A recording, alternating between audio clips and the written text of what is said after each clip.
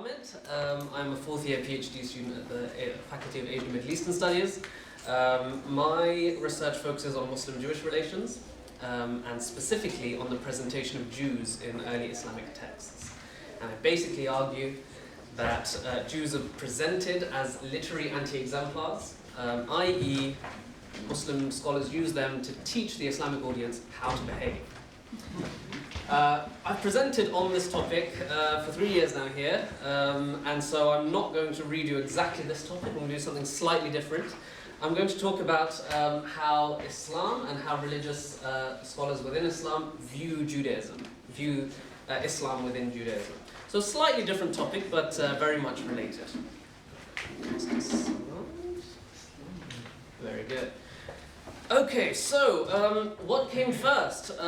Most scholars in, if I can call it Abrahamic history, view the development of, let's say, Judaism, Christianity, and Islam through a very linear lens, right? Judaism came first, then Christianity came, then Islam came. However, that's assuming that each religion came as sort of a reified religion at the moment of its inception, which is not necessarily true. So, assuming that Judaism began and was completed with Moses, or that Jesus or Muhammad, in the case of Christianity and Islam, is not necessarily the case. I mean, we know that Islamic and Christian and Jewish theology, law, custom, prayer, ethics, eschatology even, are all influencing one another throughout history and even today. And they continue to shape one another and continue to change over the centuries. So it's a bit simplistic to say, that this X religion came first and Y religion took X, Y, and Z from X religion. Oh, nice little algebraic problem for you guys. So that being said, of course, Judaism and elements of Judaism, of course, pre-exist what we would call Islam today. So the question then arises is, how does Islam as a religion rationalize its sort of successorship to Judaism? That's not me, that's good. Okay, so I would say that actually what Islam does and what Muslim scholars do is they invert the proposition, and they say, well, actually, Judaism succeeds Islam. And this is a very important concept within Islamic thought, and it really helps us understand how Muslims view other faiths, and in particular Judaism, and indeed Christianity. Yes, okay. So there are two Islams within Islamic thought. The first is what I call Islam primordial, which is from the Arabic word aslama, which means to submit.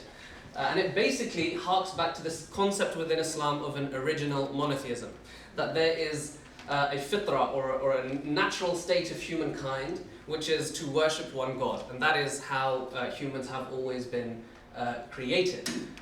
So one who submits to God is a monotheist and is therefore a Muslim from a linguistic point of view, a Muslim from aslama, the Arabic word. So all the prophets, by definition, would be Muslim in that sense, in the Arabic sense of the term, including Moses, including Jesus, Adam, Enoch, and all of the prophets.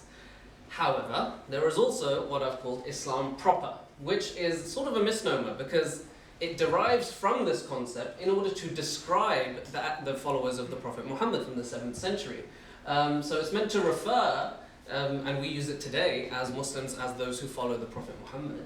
And beginning within the 7th century and the Quranic revelation, believing that the Quran is a revelation of God, we would call that person a Muslim. However, really within Islamic thought, that's only really the final stage of Islam. Islam was the whole thing, which is basically the point that I'm trying to make in this presentation.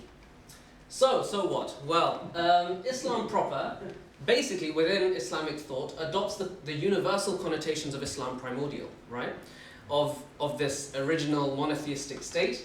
Well, Islam proper, or following the Prophet Muhammad, becomes conflated with following the original monotheism. So Jews are presented then within Islamic literature as not submitting, not being Muslim, right? Leading to their exclusion basically from Islam proper.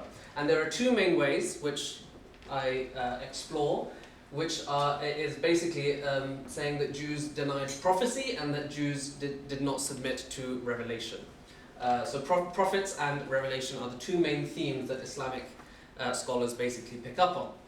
So Yeah, this is the article. It's not my main PhD research, as I said. However, the book is coming out in December, which I've just been confirmed today. The book title is Within Judaism: Interpretive Trajectories in Judaism, Christianity and Islam. My chapter is chapter 21, which is Judaism within Islam, Jews and Judaism in Early Islamic Sources. You can pre-order the book today.